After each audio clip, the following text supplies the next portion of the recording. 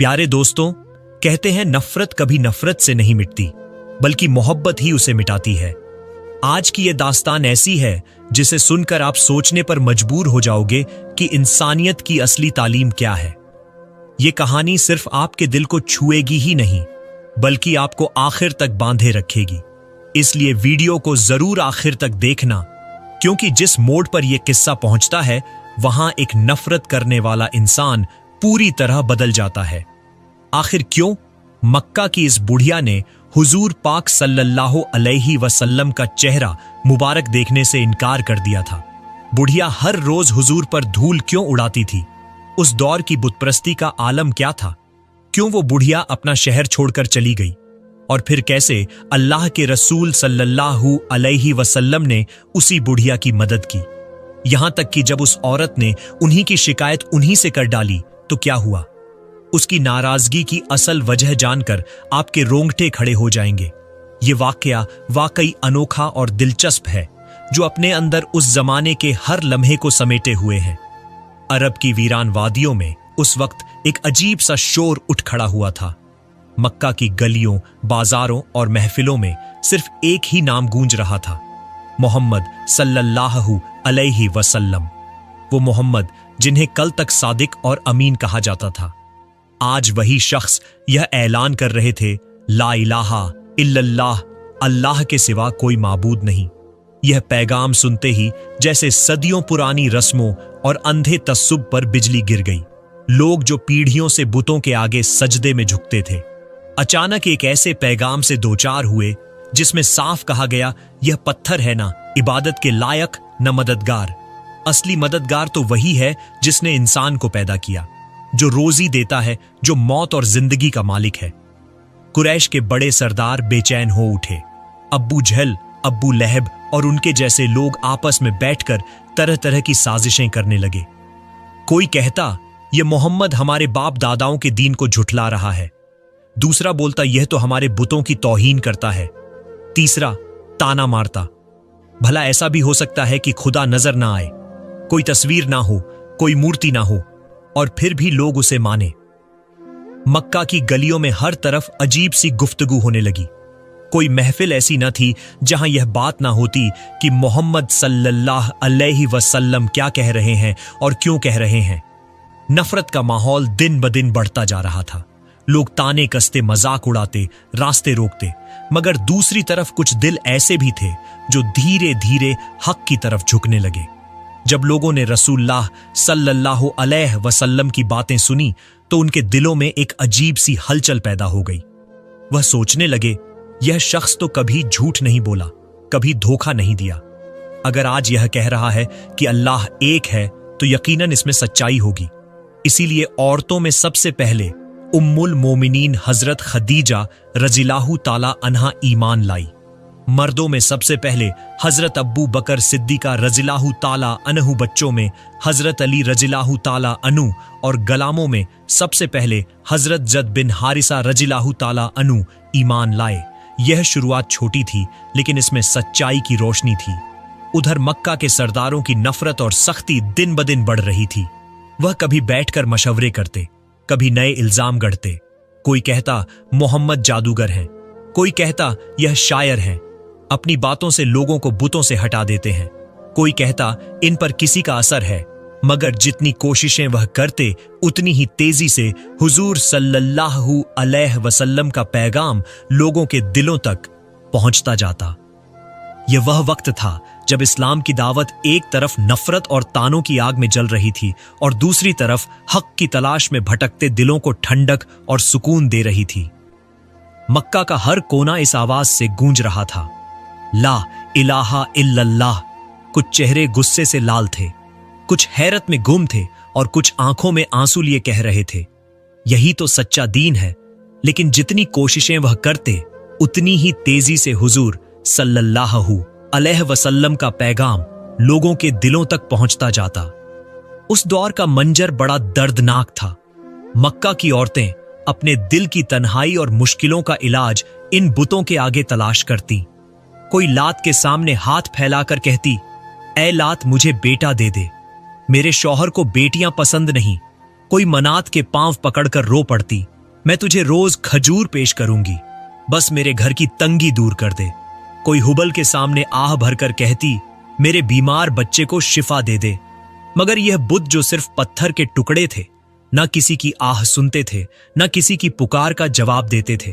उनकी आंखें थीं मगर देखती नहीं थी, कान थे मगर सुनते नहीं थे, हाथ थे मगर किसी की मदद नहीं करते थे। औरतें अपने अश्क बहाती, दुआएं करती, मन्नतें मानती, मगर सामने सिर्फ खामोशी रहती।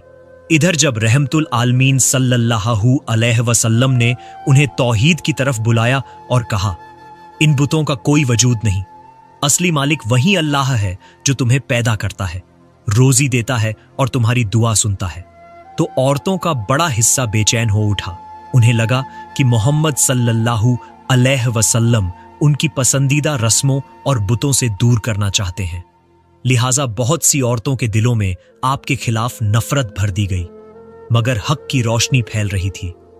जिन दिलों में थोड़ी भी समझदारी और तलबे हक बाकी थी, उन्होंने सोचना शुरू किया, जो बुत सालों से हमारी आह सुनते ही नहीं, वह खुदा कैसे हो सकते हैं। और धीरे धीरे इन अंधेरों में भी तौहीद की किरण उतरने लगी। इन्हीं परेशान औरतों में एक बुढ़िया भी थी, मगर उसकी परेशानी कुछ अलग थी।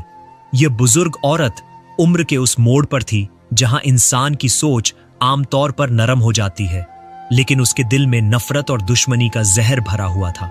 वो अक्सर अपने गली मोहल्ले में बैठकर लोगों को रसूलुल्लाह सल्लल्लाहु अलैहि वसल्लम के खिलाफ बातें सुनाती। वो बुढ़िया अक्सर लोगों से कहती, मोहम्मद से दूर रहना यह जादूगर है, यह शायर है, यह अपने लफ्जों से लोगों को बहका देता है। उसकी जुबान पर नफरत का जहर ऐसा काबिज हो चुका था कि दिन रात रसूलुल्लाह सल्लल्लाहु अलैहि वसल्लम के खिलाफ गलत बातें फैलाती रहती। उसके लिए सबसे बड़ी कामयाबी यही थी कि लोगों को इस नए दीन से दूर रखे। उसकी हालत यह थी कि जब भी कोई मुसलमान उसके पास से गुजरता तो वह ताना कसती, गालियां देती और कई दफा तो अपने घर का कूड़ा भी उनके रास्ते में डाल देती। ये सब उसकी रोजमर्रा की आदत बन चुका था। मगर ताज्जुब की बात यह थी कि नबी करीम सल्लल्लाहु अलैहि वसल्लम ने कभी भी उसकी बातों का जवाब बुराई से नहीं दिया। जब वह गाली देती तो आप खामोशी से गुजर जाते, जब वह कूड़ा डालती तो भी आप सब्र करते और सिर्फ इतना कहते, अल्लाह उसे हिदायत दे। बुढ़िया को लगता था कि वह रसूलुल्लाह सल्लल्लाहु अलैहि वसल्लम को तकलीफ देकर अपना मकसद पूरा कर रही है, लेकिन हकीकत यह थी कि उसकी इन हरकतों से प्यारे नबी का सब्र और हुस्न अखलाक और ज्यादा निखर कर सामने आता। मक्का के लोग भी जानते थे कि मोहम्मद सल्लल्लाहु अलैहि वसल्लम कभी झूठ नहीं बोलते, कभी किसी का नुकसान नहीं करते और हमेशा दूसरों की मदद के लिए तैयार रहते हैं। मगर तसुब और पुरानी अंधी रस्मों ने बहुत से लोगों की आंखों पर पर्दा डाल रखा था। वही पर्दा उस बुढ़िया की आंखों पर भी था।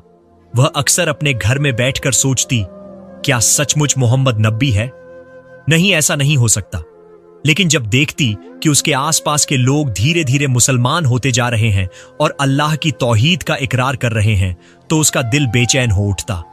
उसे हमेशा यह डर लगा रहता कि अगर मोहम्मद सल्लल्लाहु अलैहि वसल्लम का दीन मक्का में फैल गया तो उसका पुराना मजहब और रस्म और रिवाज सब मिट जाएगा। इसी खौफ की वजह से वह जितनी ताकत रखती उतनी कोशिश करती कि लोगों को नबी सल्लल्लाहु अलैहि वसल्लम से दूर रखे। लेकिन उसे क्या मालूम था कि जिस नाम से वह लोगों को डराती है, वही शख्स एक दिन उसके लिए रहमत और रहबरी बनने वाले हैं। उस वक्त मक्का मुअज़्ज़मा की फिजा का मंजर बड़ा अजीब था। काबा शरीफ वही मुकद्दस घर जिसे हजरत इब्राहिम अलैहिस्सलाम और हजरत इस्माइल अलैहिस्सलाम ने सिर्फ अल्लाह की इबादत के लिए बनाया था, मगर अब उसके चारों तरफ बुतों की भरमार हो चुकी थी। 360 से ज्यादा बुत वहां सजे हुए थे, कोई लकड़ी का, कोई पत्थर का, कोई सोने और चांदी का। लोग दूर दूर से आते, इन बुतों के सामने झुकते, हाथ फैलाते और अपनी परेशानियां सुनाते। औरतें अपने बच्चों का हाथ पकड़कर आती, किसी के गले में ताबीज बंधा होता, कोई अपने बीमार बच्चे को गोद में उठाए आती, कोई आंखों से आंसू बहाती, पत्थर की मूर्ति के सामने गिड़गिड़ाती, मेरी बेटी की बीमारी दूर कर दे, कई दिन से दवा का असर नहीं हो रहा, तू बड़ा ताकतवर है, मेरी मदद कर।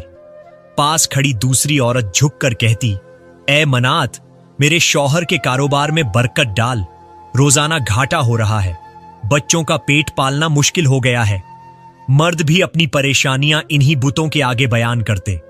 एक आदमी जिसने अपनी ऊंटनी खो दी थी, रोता हुआ कह रहा था, ऐ बल, तू बड़ा कारसाज है, मेरी ऊंटनी ढूंढ दे वरना मैं बर्बाद हो जाऊंगा। ये सब लोग अपनी तकलीफें इन पत्थरों के सामने बयान कर रहे थे, लेकिन बुत खामोश खड़े थे। उनकी आंखें बनी थीं मगर देखती नहीं थीं, उनके कान तराशे गए थे मगर सुनते नहीं थे, उनके हाथ और पांव गढ़े गए थे मगर किसी काम के नहीं थे। मगर लोग अपने यकीन के धोखे और पुरखों की अंधी रस्मों में डूबे हुए थे। उन्हें लगता था यही उनके माबूद हैं, यही उनकी मुश्किलें हल करेंगे। इसी माहौल में जब रहमतुल आलमीन सल्लल्लाहु अलैहि वसल्लम वहां से गुजरे तो आपका दिल तड़प उठा। आपने देखा कि अल्लाह की सबसे अजीम मखलूक का इंसान जो अशरफुल मखलूकात है, वो इन बेजान पत्थरों के सामने सजदा कर रहा है। आपकी आंखों में रहमत भर आई। आप सल्लल्लाहु अलैहि वसल्लम ने अपनी बुलंद मगर नरम आवाज में लोगों को पुकारा और फरमाया, ऐ लोगों, मैं तुम्हें उस अल्लाह की तरफ बुलाता हूं जो जिंदा है और हमेशा रहेगा। ये पत्थर तुम्हें ना फायदा पहुंचा सकते हैं ना नुकसान। क्या तुम उस चीज को अपना खुदा बनाते हो जिसे तुमने अपने ही हाथों से तराशा है? भीड़ एकदम ठहर सी गई। लोगों ने आपकी तरफ देखा, कुछ हैरत में डूबे हुए, कुछ गस्से से लाल, लेकिन आपका लहजा इतना पुरसुकून था कि बहुत से लोग चुपचाप सुनने लगे। आपने कुरान की आयतें सुनाई, हमने हर उम्मत में एक रसूल भेजा कि अल्लाह की इबादत करो। फिर आपने फरमाया, तुम्हारा रब वही है जिसने तुम्हें पैदा किया, वही तुम्हें रोजी देता है, वही तुम्हें जिंदगी और मौत देता है। जब तुम बीमार पड़ते हो, शिफा वही देता है। जब आसमान से बारिश रुक जाती है, वही पानी बरसाता है। जब तुम तन्हा होकर मदद के लिए पुकारते हो तो वही सुनता है। तो क्या तुम इन पत्थरों से उम्मीद रखते हो और अपने असल खालिक को भूल जाते हो? भीड़ में से एक आदमी गुस्ताखी करते हुए बोला, मोहम्मद, क्या तुम हमें अपने बाप दादाओं का दीन छोड़ने को कहते हो? ये बुत तो हमारी सदियों की विरासत है, इन्हीं ने हमें बचाया है। एक और औरत गुस्से में बोली, ये बुत हमारी हिफाजत करते आए हैं, हम इन्हें कैसे छोड़ दें? मगर कुछ सादा दिल लोग जब आपकी बातें सुनते तो उनके दिल कांप उठते। उन्हें महसूस होता कि यह अल्फाज इंसानी नहीं बल्कि अल्लाह की तरफ से है। उनकी आंखों से पर्दे हटने लगते। आप सल्लल्लाहु अलैहि वसल्लम ने नरमी से कहा, मैं तुमसे न कोई दौलत मांगता हूं, न किसी तरह का इनाम चाहता हूं। मेरा काम सिर्फ यह है कि अल्लाह का पैगाम तुम तक पहुंचा दूं। जो इस दीन को कबूल करेगा उसके लिए दुनिया और आखिर तक की कामयाबी है। भीड़ में खुसर पुसर होने लगी। एक नौजवान बोला, इनकी बातें दिल को छू जाती है, ये झूठे नहीं हो सकते। मगर उसके बाप ने उसे डांट दिया, चुप रह, मोहम्मद के जादू में मत आ। यह सुनकर हुजूर सल्लल्लाहु अलैहि वसल्लम ने बड़ी हिकमत और मुलायम लहजे में फरमाया, मैं तुम्हें मजबूर नहीं करता, हिदायत सिर्फ अल्लाह के हाथ में है। मगर सोचो, जब तुम यहां आकर इन पत्थरों से दुआ करते हो और जवाब नहीं मिलता तो क्यों नहीं उस अल्लाह से मांगते जिसने तुम्हें पैदा किया? लोग फिर चुप हो गए। उनकी आंखों में सवाल था, दिलों में हलचल थी। कुछ चेहरों पर गुस्से की लाली थी, मगर कुछ दिलों में रोशनी उतरने लगी थी। यही इस्लाम की दावत का असर था, जो पत्थरों के सामने झुके इंसानों को भी सोचने पर मजबूर कर देता था। क्या सचमुच हमारा असली रब यही बुत है या कोई और है जो हमें देख रहा है, हमारी आवाज सुन रहा है? मक्का की वह बुढ़िया अब और भी परेशानियों में घिर गई। पहले तो वह दिन रात नबी पाक सल्लल्लाहु अलैहि वसल्लम के खिलाफ झर उगलती, लोगों को डराती धमकाती और कहती, मोहम्मद से दूर रहना, वह जादूगर है, वह धोखा देते हैं। लेकिन अब हालात बदलने लगे थे। उसके अपने गली कूचे में वह लोग जो कल तक उसकी तरह बुतों के सामने झुकते थे, अब खुलेआम कहने लगे, हम मोहम्मद सल्लल्लाहु अलैहि वसल्लम पर ईमान लाए हैं। हम उस अल्लाह को मानते हैं जो नजर तो नहीं आता मगर सबको देखता है, सबकी सुनता है। यह सुन सुनकर बुढ़िया का दिल कांप उठता। उसे महसूस होता कि उसका अकेलापन बढ़ रहा है। रात के सन्नाटे में वह अपने घर में अकेली बैठी रहती। मिट्टी के दिए की हल्की रोशनी उसकी झुर्रियों वाले चेहरे पर पड़ती। वो अपने माथे पर हाथ रखकर आंखें भरती और सोचती, ये लोग क्या कर रहे हैं? क्या सचमुच मोहम्मद के पास कोई जादू है कि लोग एक एक करके उनके पास खींचे चले जाते हैं? कल तक मेरी पड़ोसन जो हर वक्त बुतों के सामने झुकी रहती थी, अब कहती है मैं सिर्फ अल्लाह को मानूंगी। और वह जवान लड़का जो हुबल के नाम की कसम खाया करता था, सबके सामने ऐलान कर चुका है अब मेरी कसम सिर्फ अल्लाह के नाम की होगी। यह सब देखकर बुढ़िया का दिल हिल जाता। वो कांपती और कहती, अगर यही हाल रहा तो एक दिन मैं अकेली रह जाऊंगी। उस रात वह सो ना सकी, करवटें बदलती रहीं। कभी उसे अपने बेटे की याद आती जब वह बचपन में बीमार पड़ा था और वह हुबल के सामने जाकर गिड़गिड़ाई थी। उसके दिल में आता, अगर हुबल ही मेरा रब है तो मेरी दुआ क्यों असर ना कर सकी? मेरा बच्चा तो दवा से ठीक हुआ था। लेकिन फिर वो फौरन उस ख्याल को झटक देती और जिद में कहती, नहीं, ये मेरे बाप दादाओं का दीन है, यही सच है। मगर अब उसका यकीन डगमगाने लगा था। सुबह होते ही उसने एक फैसला कर लिया, अब मैं मक्का में नहीं रह सकती। यहां तो मोहम्मद का असर बढ़ रहा है, लोग दिन ब दिन मुसलमान हो रहे हैं। अगर मैं यहीं रही तो शायद एक दिन मैं भी उनकी बातों में आ जाऊंगी। बेहतर यही है कि मैं यह शहर छोड़ दूं, कहीं और चली जाऊं जहां लोग अब भी अपने बुतों को मानते हैं। यही सोचकर बुढ़िया ने अपना सामान बांधना शुरू किया, मगर दिल में एक अजीब सा बोझ था। उसने मन ही मन कहा, जाने से पहले मुझे अपने खुदा हुबल के पास जरूर जाना होगा। उसे अपनी हालत बतानी होगी। उसे कहना होगा कि मैं उससे जुदा होकर जा रही हूं। वह अपने घर से निकली, थके कदमों से भारी दिल लिए धीरे धीरे काबा के पास पहुंची, जहां हुबल का बड़ा सा बुत रखा हुआ था। उसकी चाल लड़खड़ाई हुई थी, चेहरे पर थकान और दिल में बेकरारी साफ नजर आ रही थी। आंखों में आंसू तैर रहे थे। वो हुबल के सामने जाकर झुक गई, सजदा किया। उसके होंठ कांप रहे थे और आंसुओं से चेहरा भीग गया। उसने पुकारा, ए मेरे हुबल, तू ही मेरा खुदा है। मैं तुझे मानती हूं, तुझे पूजती हूं और किसी को नहीं मानती, मगर अब मैं मजबूर हूं। इस शहर में एक नौजवान मोहम्मद आया है जो कहता है कि एक खुदा है जिसकी ना कोई मूरत है ना कोई तस्वीर। उसके अल्फाज ने बहुत से लोगों को अपने साथ मिला लिया है। मैं देख रही हूं लोग तेरे सामने आना छोड़ चुके हैं। वह मोहम्मद के कहने पर उस खुदा का नाम ले रहे हैं जिसे हमने कभी देखा ही नहीं। ए हुबल, तू ही बता मैं क्या करूं? उसने दोनों हाथ उठाए रोते हुए कहा, ए मेरे बुत, मैंने अपनी सारी उम्र तुझे माना है। मैंने तुझे खजूर चढ़ाए, अपनी मुश्किलों में तुझे पुकारा, मगर अब देखती हूं लोग मोहम्मद की तरफ भाग रहे हैं। मेरा दिल टूट जाता है। मैं तेरी जुदाई बर्दाश्त नहीं कर सकती। अगर मैं इस शहर में रही तो शायद मेरे बच्चे भी मोहम्मद का दीन अपना लेंगे। इसलिए मैं तुझे छोड़कर जा रही हूं, मगर दिल से तुझसे जुदा नहीं हो सकती। मैं तुझे ही अपना खुदा मानती रहूंगी, चाहे मैं कहीं भी चली जाऊं। वो देर तक बुत के सामने बैठी रही, आंसू बहाती रही। कभी अपना सर झुकाकर पत्थर को देखती, कभी दिल पर हाथ रखकर कहती, ए मेरे माबूद, तू मुझे अकेला मत छोड़ना, तू मेरी मदद करना। मगर वहां सिर्फ सन्नाटा था। ना कोई आवाज आई, ना कोई सहारा मिला। पत्थर की आंखें उसी की तरफ जमी थी, लेकिन उनमें कोई नूर नहीं था। पत्थर की जुबान बंद थी। बुढ़िया बहुत देर तक अपने ख्यालात में डूबी रही। उसके दिल में एक अजीब सी हलचल थी।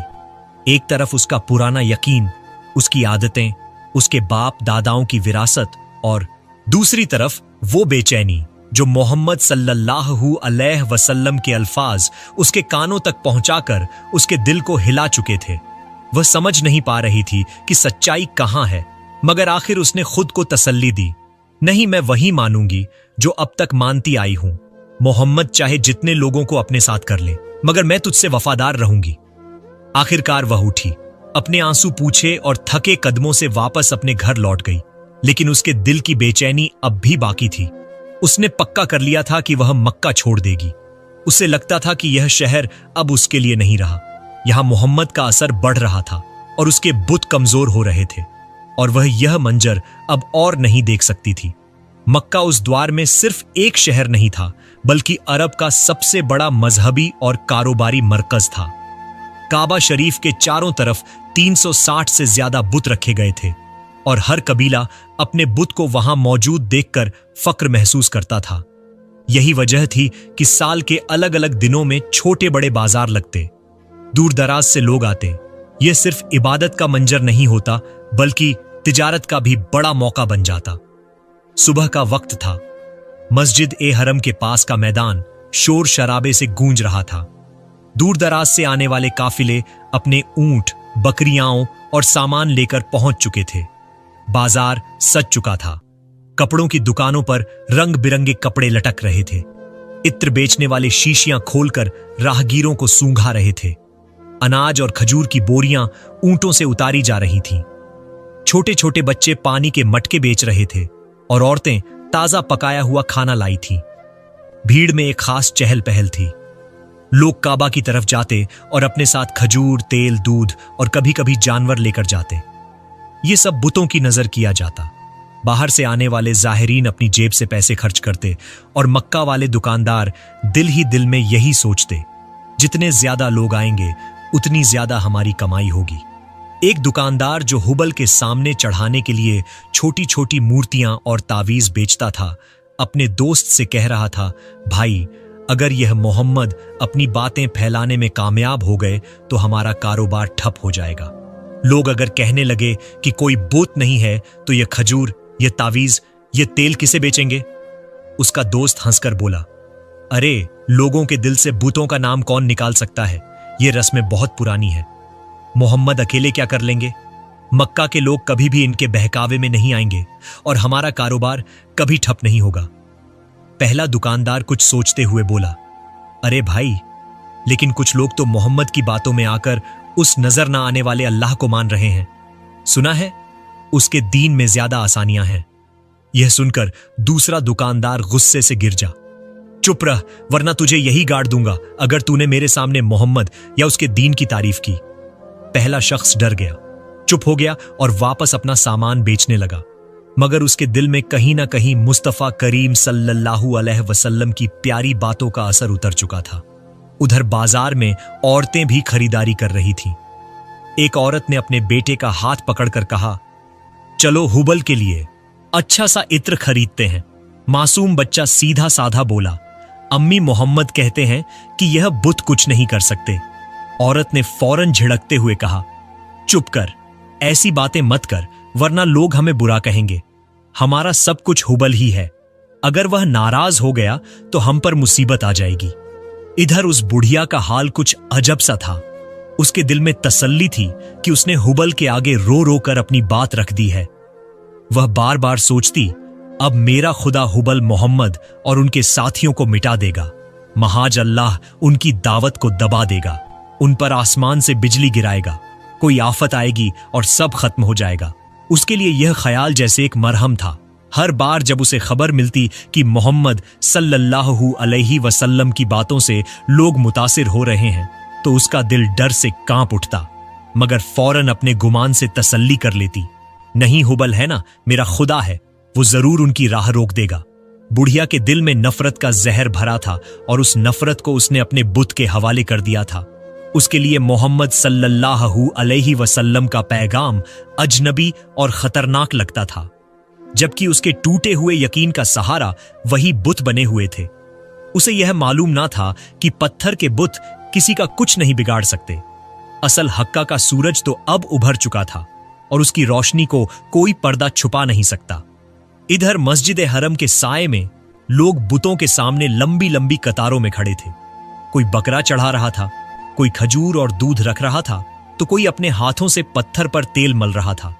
मक्का के सरदार यह नजारा देखकर अपने दिल में तसल्ली महसूस करते। उन्हें लगता था कि जब तक यह भीड़ लगी रहेगी, उनका कारोबार और उनकी इज्जत दोनों बरकरार रहेंगे। लेकिन इसी भीड़ में कुछ ऐसे भी थे जिनके दिलों में सवाल उठ रहा था।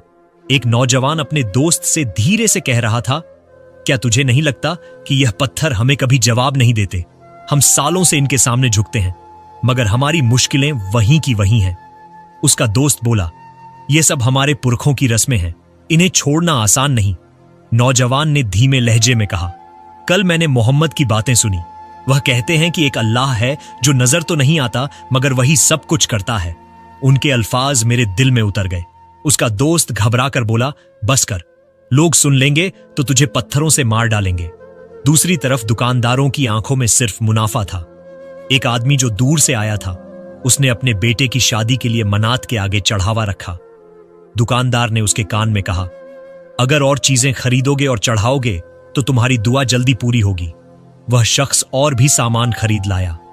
इस तरह चढ़ावे और सामान की खरीद फरोख्त का सिलसिला चलता और मक्का वाले इसी में अपनी रोजी तलाश करते। इस भीड़भाड़ और कारोबार के बीच नबी पाक सल्लल्लाहु अलैहि वसल्लम का मोहब्बत भरा दिल दुखता था। आप देखते कि अल्लाह का घर, जिसे सिर्फ तौहीद के लिए बनाया गया था, आज कारोबार और बुत परस्ती का मरकज बन गया है। मगर आप सल्लल्लाहु अलैहि वसल्लम सब्र करते और मौके की तलाश में रहते कि लोगों तक अल्लाह का पैगाम पहुंचा सके। नबी करीम सल्लल्लाहु अलैहि वसल्लम को इस बात की भी बड़ी तकलीफ थी कि अल्लाह के बनाए लोग एक बेजान पत्थर को खुदा मान बैठे हैं। उस वक्त मक्का के सरदारों को सबसे बड़ा डर यही था कि अगर लोग मोहम्मद सल्लल्लाहु अलैहि वसल्लम की बातें मानने लगे और बुतों को छोड़ दिया तो यह सारा कारोबार खत्म हो जाएगा। इसीलिए वह लोगों को और ज्यादा बुतों से जोड़ने की कोशिश करते। कोई कहता हुबल बहुत ताकतवर है, उसकी पूजा जरूर करो। कोई कहता मनात हमारी हिफाजत करता है, और यूं ही हर बुत के नाम पर लोग ठगे जाते और उनके पैसे बहते चले जाते। मगर अल्लाह का नूर धीरे धीरे फैल रहा था। कुछ लोग अब भीड़ में छुपकर मोहम्मद सल्लल्लाहु अलैहि वसल्लम की बातें याद करते। उनके दिलों में सवाल उठता, क्या सचमुच हमारा रब यह पत्थर है या वो अल्लाह है जिसका जिक्र मोहम्मद करते हैं? कई दिन बीत चुके थे मगर बुढ़िया की दुआ अब तक कबूल ना हुई थी। वह परेशान थी। आखिर हुबल ने क्यों मोहम्मद और उनके साथियों पर बिजली ना गिराई? माज अल्लाह। फिर उसने अपने दिल को तसल्ली दी, जरूर मोहम्मद अपने जादू से बच गए होंगे, वरना हुबल मेरी दुआ कभी टालता नहीं। जाहिल बुढ़िया, जिसने सरकार सल्लल्लाहु अलैहि वसल्लम का चेहरा ए मुबारक अब तक नहीं देखा था, बस लोगों से यही सुनकर जीती थी कि जो कोई मोहम्मद सल्लल्लाहु अलैहि वसल्लम को जी भर के देख ले वह उनका हो जाता है। उसे क्या इल्म था कि आने वाली उम्मत अपने नबी करीम सल्लल्लाहु अलैहि वसल्लम को बिना देखे ही इतनी मोहब्बत करेगी जो अपने आप में बेमिसाल और अनोखी होगी। उस नफरती बुढ़िया ने अब पक्का फैसला कर लिया, मुझे मक्का छोड़ना ही है। रात भर वह जागती रही। अपना छोटा सा सामान दोबारा बांधा। एक पुराना बिस्तर, कुछ बर्तन, थोड़े से खाने पीने की चीजें और कपड़े सब उसने एक गठरी में बांध दिए। उसका चेहरा थका हुआ था मगर दिल में और ज्यादा थकान थी। उसके होंठ बुदबुदा रहे थे। अब इस शहर में मेरा क्या रहा? मोहम्मद की बातें लोगों के दिलों में बैठ चुकी हैं। आज नहीं तो कल सब उनके साथ हो जाएंगे, और अगर मैं यहीं रही तो कहीं मैं भी डगमगा ना जाऊं। सुबह की हल्की धूप निकली। बुढ़िया अपनी गठरी घसीटते हुए घर के बाहर ले आई और चौखट पर बैठ गई। उसके चेहरे पर गहरी सोच थी और दिल में बेचैनी। वह बार बार इधर उधर देखती कि शायद कोई मजदूर या राहगीर मिल जाए जो उसका सामान उठा ले और उसे मक्का से बाहर पहुंचा दे। एक औरत जो उम्र के आखिरी हिस्से में पहुंच चुकी थी, इतनी दूर अकेले सफर कैसे करती? यही सोचकर वह आह भरती। लेकिन उसके दिल में एक और दर्द था। नई जगह जाकर मैं किससे दुआ मांगूंगी? यहां तो हुबल मेरा सहारा था। मैं उसके सामने रो लेती, उसके पत्थर को छूकर अपना गम कह देती। लेकिन वहां तो हुबल नहीं होगा। मेरी मदद कौन करेगा? मैं अपनी परेशानियां किससे कहूंगी? यह सोचकर उसकी आंखों से आंसू बह निकले। उसने अपनी गठरी पर हाथ रखा और आहिस्ता से कहा, ए मेरे हुबल, मैं तुझसे जुदा होकर जा रही हूं, मगर तू मुझे मत छोड़ना। इसी बेचैनी में वह चौखट पर बैठी थी कि अचानक सामने से एक शख्स गुजरा। उसके चेहरे पर नूर था, आंखों में रहमत और दिल में सुकून।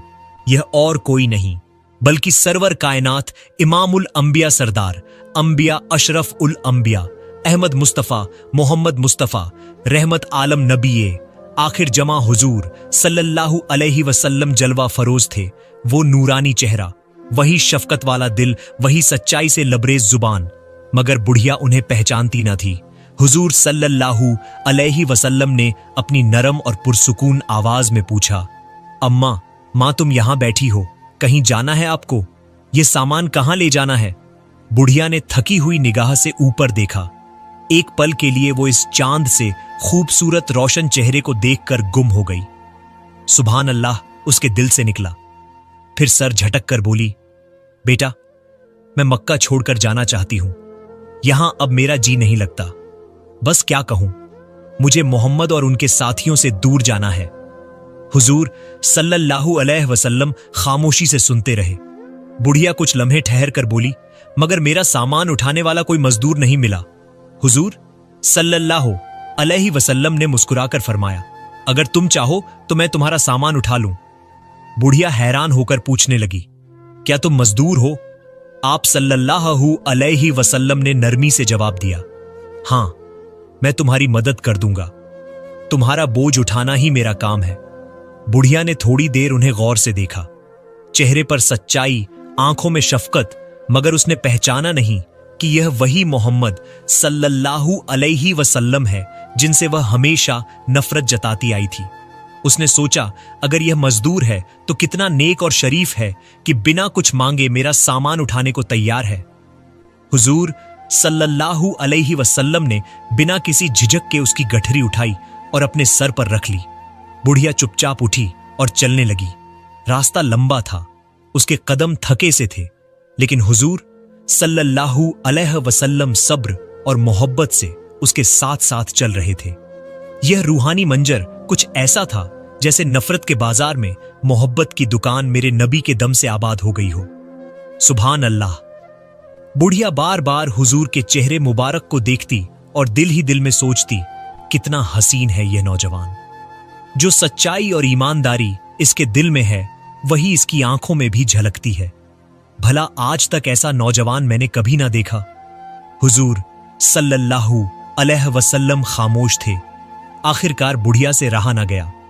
उसने रास्ते में कहा, बेटा, तुम बहुत अच्छे इंसान लगते हो। तुम्हारा चेहरा रोशन है और लहजा इतना नरम कि दिल को सुकून मिलता है।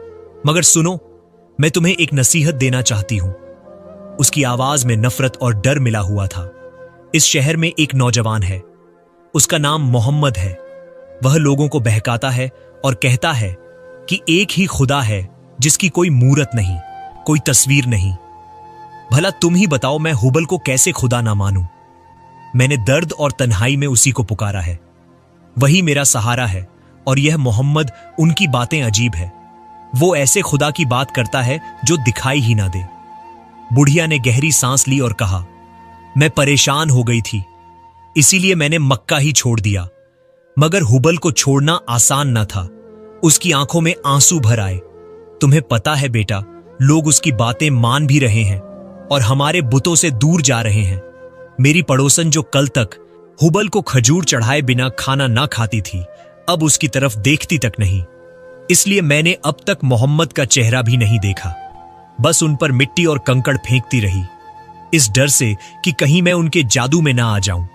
फिर उसने झुककर कहा, तुम उनसे दूर रहना, उनका चेहरा कभी ना देखना, वरना तुम भी उनकी बातों में आकर अपना पुराना दीन छोड़ दोगे। उसने मुस्कुराकर हुजूर को देखा और कहा, तुम तो कितने प्यारे और नेक इंसान लगते हो। तुम्हारी वालिदा जरूर एक आला दर्जे की खातून होंगी। हुजूर सल्लल्लाहु अलैहि वसल्लम चुप रहे। आपके होठों पर हल्की मुस्कान थी, मगर आपने कोई जवाब ना दिया। आपका अखलाक ही आपकी पहचान था। आप बोझ उठाए चलते रहे और बुढ़िया अपनी नफरत के आलम में बातें करती रही। यही वह हुस्न अखलाक था जिसने बाद में उसी बुढ़िया का दिल बदल दिया। सफर लंबा था, रास्ते में धूल उड़ रही थी, सूरज की तपिश बढ़ती जा रही थी, मगर हुजूर सल्लल्लाहु अलैहि वसल्लम बिना थके बुढ़िया का बोझ उठाए हुए थे। हर कदम पर उनका नूरानी चेहरा और ज्यादा चमक रहा था। बुढ़िया धीरे धीरे चल रही थी, कभी ठहरती, कभी लंबी सांस लेती, और इस पूरे सफर में रसूलुल्लाह सल्लल्लाहु अलैहि वसल्लम ने ना शिकायत की, न थकान का इजहार। बुढ़िया बार बार सोचती, यह जवान कितना सच्चा और नेक है। मैंने तो इसे मजदूर समझा था, मगर यह तो हर मामले में सबसे अलग है। ना यह रकम मांगता है, ना गुस्सा करता है। मैंने तो इसे रास्ते भर नसीहतें दी कि मोहम्मद से दूर रहना, मगर इसने मेरी एक भी बात काटी नहीं। क्या ऐसा इंसान आज के मक्का में मिल सकता है? जब मंजिल करीब आई तो बुढ़िया का दिल बेचैन होने लगा। उसके अंदर एक अजीब सा जज्बा पैदा हुआ। उसे महसूस हुआ कि इस नौजवान की शख्सियत कोई आम नहीं। उसकी आंखों में चमक थी, उसकी चाल में सुकून और उसकी खामोशी में असर। आखिरकार उसने हिम्मत करके पूछा, बेटा, मैं तुझसे कुछ पूछना चाहती हूं। तुम कौन हो? तुम्हारा नाम क्या है? मैंने अपनी जिंदगी में बहुत लोग देखे हैं, मजदूर भी, जवान भी, लेकिन आज तक किसी ने मेरा बोझ इतनी खामोशी से नहीं उठाया। तुमने मेरी एक भी बात का जवाब नहीं दिया, न बुरा माना न उल्टा कहा। तुमने मुझसे एक दरहम भी ना मांगा, न कोई शर्त रखी।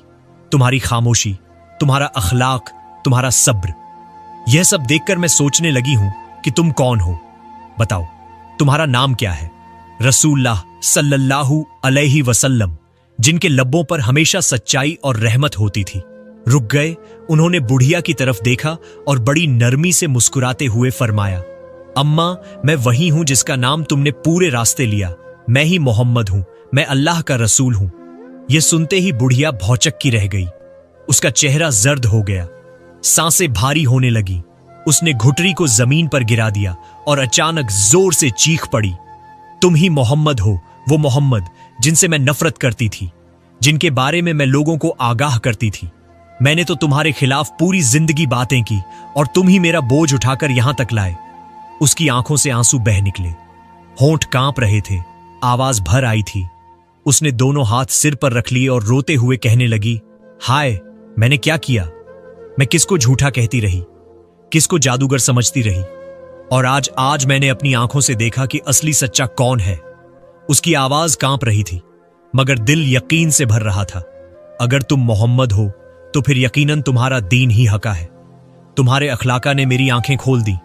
मैंने तो तुमसे नफरत की, मगर तुमने बदले में मुझे सिर्फ मदद और रहमत दी। मैंने गालियां दी और तुमने मेरे लिए बोझ उठाया। मोहम्मद सच्चाई इसी का नाम है। वो बुजुर्ग औरत जमीन पर बैठ गई और बिलख बिलख कर रोने लगी। उसके आंसू धूल में मिलते जा रहे थे। उसकी चीख में अफसोस भी था और यकीन भी। उसने कहा, आज मुझे मालूम हो गया कि बुत पत्थर हैं, वह कुछ नहीं कर सकते। असली मददगार वही है जिसने तुम्हें भेजा है, वही खुदा जिसका तुम नाम लेते हो, और वही सच्चा है जिसने तुम्हें इस दुनिया में रहमत बनाकर भेजा है। रसूलुल्लाह सल्लल्लाहु अलैहि वसल्लम ने उसकी तरफ नरमी से देखा। आपकी आंखों में रहमत थी, निगाहों में सब्र था। आपने ना उसके पुराने इल्जाम याद दिलाए, ना उसके ताने। बस खामोशी से खड़े रहे, जैसे एक रहनुमा अपनी उम्मत के इंतजार में खड़ा हो। बुढ़िया ने अपने आंसू पोंछे और कांपती हुई आवाज में कहा, मुझे अपने दीन में शामिल कर लो। मैं गवाही देती हूं कि अल्लाह एक है और मोहम्मद सल्लल्लाहु अलैहि वसल्लम उसके रसूल हैं। सुभान अल्लाह। नबी पाक सल्लल्लाहु अलैहि वसल्लम ने उसे तसल्ली दी, उसके कांपते हाथों को थामा और नरम लहजे में फरमाया, अल्लाह तुझे हिदायत दे चुका है, तेरे गुजरे हुए गुनाह माफ कर दिए गए। अब तेरा सफर नई जिंदगी का सफर है। बुढ़िया रोते हुए उनके कदमों में गिर पड़ी। ए रसूलुल्लाह सल्लल्लाहु अलैहि वसल्लम, मुझे माफ कर दीजिए। मैंने आपको गालियां दी, आपके बारे में बुरी बातें कही, अपने बुतों से आपके खिलाफ दुआएं मांगी। मैं तो अनजाने में गुमराह हो गई थी। हुजूर सल्लल्लाहु अलैहि वसल्लम ने मुस्कुराकर फरमाया, इस्लाम से पहले का सब कुछ अल्लाह माफ कर देता है। अब तेरा दिल तौहीद की रोशनी से भर गया है, अब तेरा रास्ता आसान है। हुजूर सल्लल्लाहु अलैहि वसल्लम के इन अल्फाज ने बुढ़िया के दिल को सुकून दे दिया। उसके चेहरे पर पहली बार इत्मीनान की मुस्कान आई। वो बोली, या रसूलुल्लाह सल्लल्लाहु अलैहि वसल्लम, मैं तो सोच रही थी कि मक्का छोड़ दूं, मगर अब समझ गई हूं कि असल हक तो आपके पास है। अब मैं मक्का लौटूंगी और औरतों से कहूंगी कि मोहम्मद सल्लल्लाहु अलैहि वसल्लम जैसा कोई नहीं। वह मक्का लौटी, वही औरतें जो उसके साथ बुतों के पांव पकड़कर दुआएं करती थीं, अब उसके पास जमा हो गई और हैरत से पूछने लगी, अम्मा तुम लौट आई, सुना है तुमने हुबल को छोड़ दिया, यह कैसे हुआ? और तुम तो मोहम्मद के दीन को अपनाने को तैयार न थी, हमें भी उनसे दूर रहने को कहती थी। बुढ़िया ने गहरी सांस ली और कहा, मैंने उन मोहम्मद सल्लल्लाहु अलैहि वसल्लम को देखा है जिनको मैं गुमराही में बुरा भला कहती थी। उसकी आंखों से आंसू बह निकले। वो बोली, मैंने उनका अखलाका देखा है, उनका सब्र देखा है। वह कभी किसी पर गुस्सा नहीं करते, कभी धोखा नहीं देते। वो मेरे लिए मजदूर बन गए थे। मेरे सामान को उठाकर बिना किसी शिकवे के इतना सफर किया। मैंने सफर भर उन्हें परखा है।